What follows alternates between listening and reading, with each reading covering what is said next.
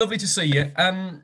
Look, I want to ask you about Todd Cantwell first. It's what all of the Norwich fans are, well, a lot of the Norwich fans are talking about. Can you update us, please? Do you expect him to leave in this window? I know there's an awful lot of speculation about Todd at the moment, and there always is with good players. He's been in a situation where we arrived and he hadn't been training with the first team for a while. We've had to build up his fitness, and he's in a good place now. So he's in contention to play on Sunday. But I don't deal with the speculation. Stuart does. So I don't know is the honest answer. Hopefully he'll be here still, and playing well, because that's what we want from him. We know what he can do at this level, and we're working hard with him to get him back to that level. Do you know if there have been any approaches for him from other clubs? I've no idea, Rob. No idea. Have you had that discussion with Stuart Webber about whether you would sell to a relegation rival? Because we've been told that Newcastle are one of the teams that are interested, but that wouldn't make an awful lot of sense maybe for you. No, I mean, I've had a chat with Stuart in terms of the general window. We're looking at all options, what's out there, as any club should be. But we could have the best window out of everybody. The fact that I've got 10 players coming back who have been missing for the last 3 or 4 games, without actually spending any money. So, it's an overinflated window, as we all know, and it's a very difficult window. So, we're keeping our options open. Are you close to bringing anybody in? No, not really. We've not been negotiating or speaking to anybody as such. As I say, we're just having a look at the window as it goes at the moment. I mean, look, Newcastle are doing what we expected them to do, Dean, after their big takeover. They're spending money. They've signed Kieran Trippier. They're in the market for a lot of others. Do you expect them to be able to buy their way out of the relegation trouble that they're in? And I wonder whether that's, whether you can compete with them financially in that regard, because you don't have those resources, do you? We can't compete with them financially. I think everybody knows that. But, I made my thoughts known before. I don't think anybody can buy their way out of safety. I don't think anybody can buy their way to the title. It doesn't work like that. You need good players and you need good coaches, to get a good team and improve on places. It's such a tough league as we see, and Man City are running away with it because they've won 11 games on the spin, and exceptional teams have to go and do that. You mentioned there in when I was asking you about transfers that you might get 10 players back. I mean, look, it was 10 players unavailable against Palace. The game against Leicester was postponed. Where are we at now? How many of those 10 have you got back? What's the squad looking like? Yeah, it's looking a lot healthier. We've obviously got 5 or 6 back. Matthias Norman had an operation, so he's going to be a little bit longer. We're looking at Rashika, who's going to train today with us. So he will be back. Grant Hanley's done some training with us as well. So we've got a number of players back. Tim Krul, he's back. Timu Puki's back. Max Aarons, Todd Cantwell are back. And it's been a real tough Christmas period. We played really well against Manchester United, and then we've had 3 poor results over Christmas. And sometimes I have to go and reflect on it, and 2 words came to mind: perspective and context. And I looked at Liverpool last year, and they lost Alisson, Van Dijk, Gomez, and slipped out at the top 4 for the period.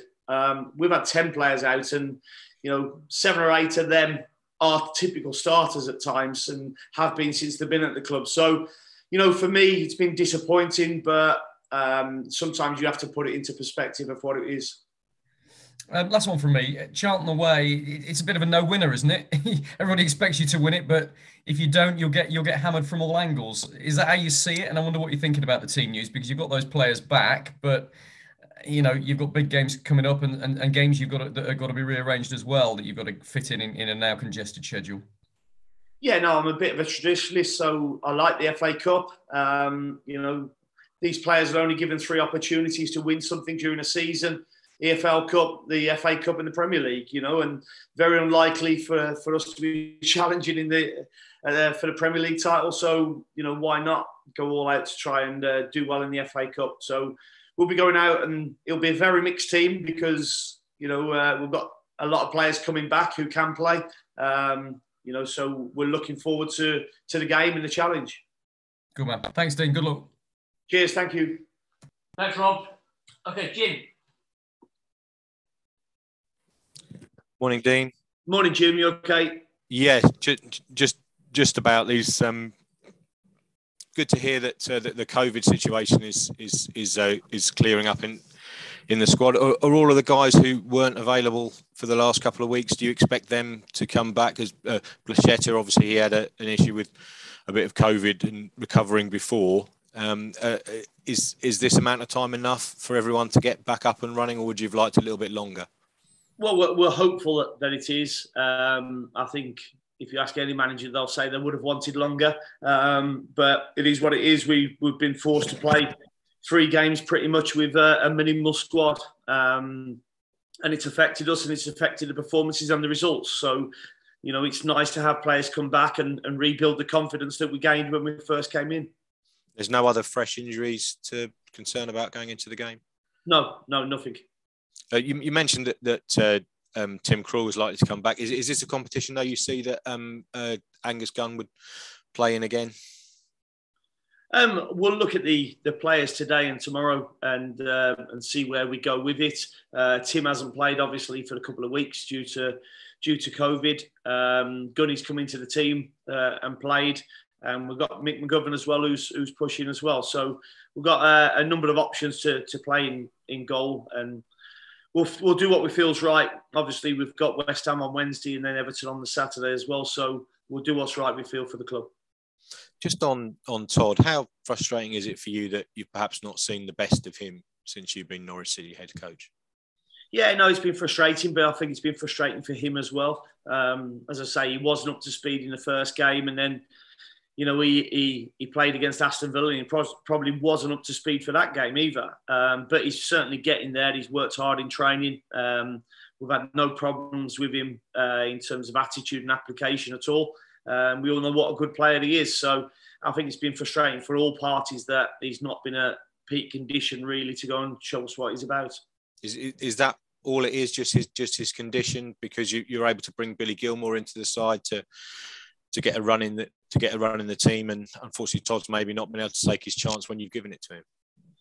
Yeah, it's about conditioning. It's about building his confidence up as well. I think that a bit taken a hit a little bit as well. But there's certainly a talented footballer there. Just on Billy, I'm sure you will have seen some of the reaction from the fans, etc. Does he get sometimes a bit of a rough ride? Is he too easy a target, maybe because of how much expectation comes on his shoulders? Oh, without a shadow. I was disappointed with what I heard. I didn't hear it at the actual game, but I had family members in the stand, and I must say it was a minority, and Billy knows that, but. Everybody within the dressing room and the training ground knows the value of Billy. And as you say, unfortunately, a big expectation comes along with Billy. But people have to remember he's 20 years old, and stuff like that, it will hurt. And there's no one I see try more than Billy in wanting to get the ball and wanting to do well. So he's very well supported here within the group, with the players, the staff, and he'll just keep working hard to get better. And just on the FA Cup, this is what we're supposed to be looking forward to. How much as a manager can you balance the FA Cup generally now this season when you're in the middle of a relegation battle? Can you view it as something that can almost could give the club momentum?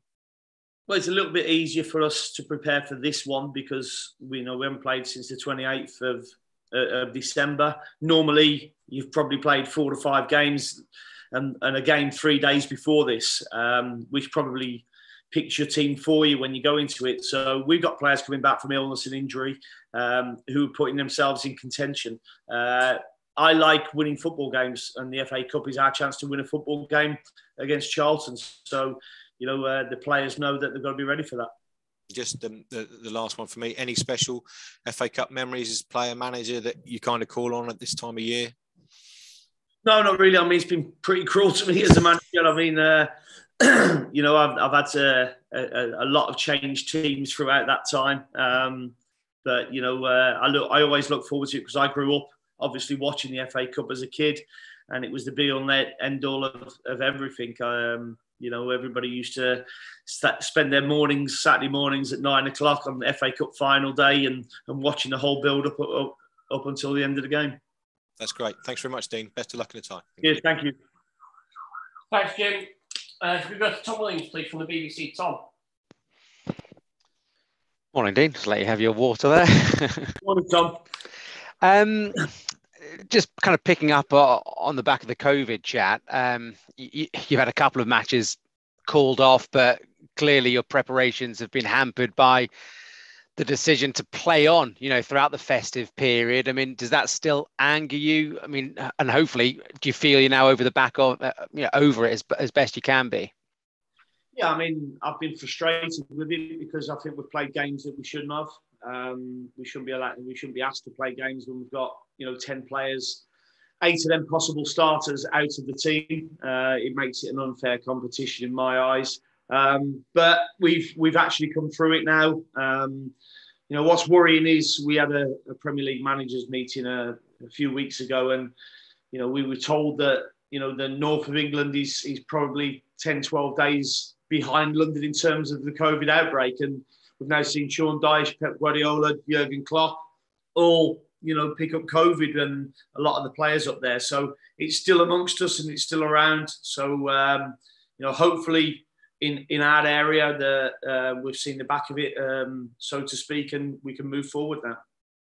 I saw the EFL scrap match day testing for players. What's the situation in the Premier League? We get tested every day. So we have a lateral flow every day. So you're not allowed into the training ground area until you've had a negative result. Right. I mean, obviously you mentioned it. December's been pretty brutal, hasn't it, Dean? 5 defeats, no goals. Fans inevitably have become a bit dejected. Some are a little bit embarrassed by Norwich's failure. How do you give them hope going into the new year?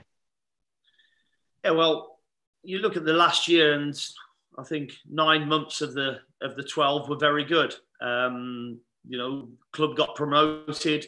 We had an unbeaten November, I think it was. We've just had a poor December where, there's reasons for it. We've had 10 players out, and sometimes we have to put that into context and perspective. And that's my job to do that and build the players back up.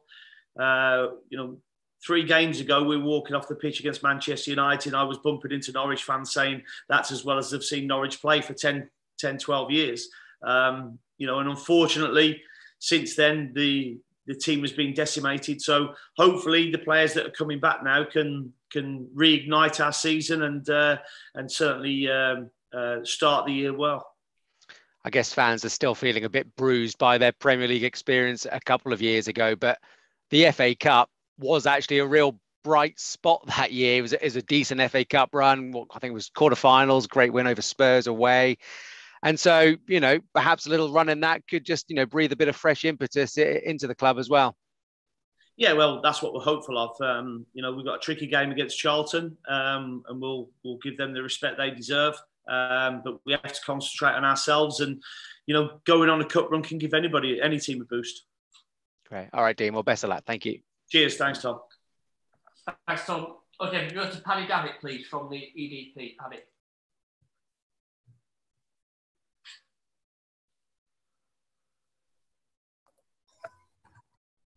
Morning, Dean. Morning, Paddy. Happy New Year to you, mate. And to you, mate. You okay? Good, pal. Yeah, cheers. Thanks for your time, as always. Just wanted to go back to the squad update. There was a couple of lads you didn't mention, so if we could get an update on Andrew Omabama Daly. Where are we with him, Dean? He's had a scan. I think there's some improvement in terms of the injury that he had, but it's a slow burner. He's going to have to do some running on the Ultra G first, to build his fitness up. So that's a slow one with Andrew. Okay, mate. And Lucas Rupp, the other one, I think, was it hamstring / yeah, a bit of illness? Lucas Rupp has got a hamstring injury, so he's out this weekend. So again, he's one that's going to have to be built up. Yeah, okay. With Matthias, as you say, not in the foreseeable, but there was a bit of talk that you'd have to maybe let that settle down to get a firmer idea on the timeline. Are you there yet? Do you have an idea maybe when you might have him available? No, we've not got any return to training date with him at the moment. But again, he's on the treadmill at the moment, so he's feeling a lot easier, which is pleasing. He hasn't got the pain that he had before, so the operation's obviously done the trick, and it's a case of just building him up slowly. And hopefully we'll get him back, pretty soon. Yeah, just one on Cantwell. You've obviously mapped out how you see that. There will be a lot of noise around him, and no one disputes he's a very talented player. Do you think it gets to a point, maybe it's players in general, where, particularly with him come through the academies, he's an Norfolk lad, that maybe for all parties it reaches a point it's best to maybe shake hands and go your different way? I don't know. I haven't sat down with Todd and spoke about this at all. All I've spoken about is trying to get his head in a good place, build his confidence up, and giving the ideas of what I see in him and what he can bring to the team. The speculation, I can't control. Stuart will have had a chat with his representatives and got their thoughts. At the moment, I'm not privy to that. I just want to concentrate on building him up as a player again. Yeah, fair enough. Let one or two of the younger lads out on loan, or one or two who are on loan have sort of ended there and gone out elsewhere. But just wanted to get your thoughts on Barley Mumba going to Peterborough. What you seeing there? Why do you feel that's a good move for that lad? Well, Barley came here with an awful lot of potential. With Sam Byron coming back to injury, with Max Aarons in front of him, his chances of playing first team football are going to be minimal at the moment. Such as the quality of the players in front of him. And we think that his potential will get better by going out and playing games. By not playing, it can suddenly, stall his growth as a player. And we don't want to do that. We want him to keep developing. And I think going and playing in the Championship is going to be a really good standard for him. Yeah, and following on from that, you touched on it there, you don't want to stall these talented players' development if the path to the first team isn't maybe there at this time. A lot of people think maybe Adam Eade is in a similar situation. He's a young man who maybe got pushed into the first team environment for quite a while. But, you got Timu ahead of you, or, Jordan Hugo when he was here, you got Josh Sargent. Now, is it a difficult balance? Because obviously we all know the situation. We're trying to unlock the goal-scoring potential in your side, and clearly there's a lad there who probably has the ability to score goals. But if he's not getting the football, is it a tough balancing act? Because, he's getting to an age now he probably needs to be playing regular games, doesn't he? Yeah, no, it's a real tough balancing act. I had the same at Aston Villa with Keenan Davis, because you're not carrying too many centre forwards, and if you do let them go out on loan, then you've got the risk of your main one getting injured, and then all of a sudden being left with not too much. So there's a fine balancing act. At the moment, I think we're working really well with Adam Eade on the training ground. Myself, Shaky, Weaves, and we feel there's improvement coming on the training ground at the moment. So it's given us the chance to work with him. He hasn't got the game time that we would obviously like, but that will come, that's for sure. Just final one on the game tomorrow, because, as you say, it's been Palace 28th, I think it was, of December, since you had a game. Does your approach slightly alter now in terms of, do you maybe not go, if you've been playing a lot of games, go more down to giving lads who haven't had a game a go, or do you feel there's players there who probably need a run out now on Sunday? Well, as you say, it's a real balancing act for this now, because we've got a lot of players who haven't played probably since early December, who probably need some minutes. We've got a lot of players that played against Crystal Palace who probably haven't been playing loads of minutes, the likes of Sam Byron, people like that. But we've got players coming back. So we've got a lot of choices to make, and we've got to be looking, obviously, at Charlton, West Ham and Everton in a week, and, what we can get out of the squad for them 3 games. Cheers, Dean. Good luck Sunday. Thanks for your time. Yes. Thanks, Paddy. Thanks, Paddy. Okay, John West, please. John. Hi, Dean. Hey, John. Happy New Year. Can I ask you about Billy Gilmour, you mentioned? Obviously, when you're bottom of the league, there's lots of fans' frustration, but it's massively unhelpful for you and for the players. Isn't it? Have you got a message for those fans who were booing him? And have you had to have a word with Billy, arm around the shoulder sort of thing? He is a young player. Yeah, I mean, there's a minority of football fans of Norwich City fans there that were obviously booing, and my message to them would be to stick with your team. You know, I can honestly say since I've come into this club, they're an honest bunch. They certainly don't lose games by lack of effort or lack of will. They work very hard. You know, sometimes we just get beaten by better teams, and that can happen. You know, but I've said before, we've got two loan lads in terms of Premier League loans in Brandon and Billy, and their attitude, their application has been fantastic. And, you know, they both know that, you know, they'll have expectations carried along with their names. And have I spoken to Billy? Yes, I have. You know, he wants to prove people wrong. He wants to show what a player he is. And, you know, he never shies away from wanting the ball at any opportunity. And, you know, has he been at the top of his game? No, but nor of Norwich City at the moment. And that's something that we both want to put right. Do you think there is much more to come from Billy? Because he is he's been an amazing player for Scotland, hasn't he? It's tough having a loan spell at a side that's struggling, isn't it? But I think there's more to come from all parties. You know, Billy, us as a team, as I say, when I first come in, I was really happy with the squad, and that's been decimated and resulted in, you know, the poor results that we've had over Christmas. You know, but it's hard enough as a newly promoted team with your best team out there competing in the Premier League. But when you've got 10 players out, it's not an impossible. You know, so it's great that we've got some players back now, and hopefully we can reignite our season. Does it seem like back to normal on the training ground then? Now you've got the bodies back. Does it seem like you've come through it all? Yeah, we can have an 8v8 rather than a 3v3 now. That sounds good. Thanks so much for that. Good luck. Thanks. Thanks, John. And then if we could end with Phil David, please, from the BBC. Phil. Hi, Dean. Good to see you. Yeah, and you, Phil. It's sort of ironic, isn't it? Just going back to what you were talking to with Paddy about players like Adam Eder who need more game time. And here comes a game that gives you the opportunity of doing that straight after a period where you've had too many games. But you could sort of try and take a positive from having a game to play some fringe players. Yeah, you could, but we've also got some players that need minutes before we go into big games against West Ham and Everton as well. So it's as I say, it's finding that balancing act, and you know, who needs what really in terms of getting ready for West Ham, but not taking this game lightly, because we know that Charlton will be going all out to get a scalp, and we have to make sure they don't do that. Yeah, it's. I mean, you said earlier on, but you're in a bit of almost an impossible position, aren't you? Because you can't be risking players because you know of where you are in the Premier League, and you don't want to risk more injuries. But you've got to be as respectful as possible, and we all know, you know, what people love about the FA Cup. Yeah, we will be respectful. You know, we've got to concentrate on ourselves rather than Charlton.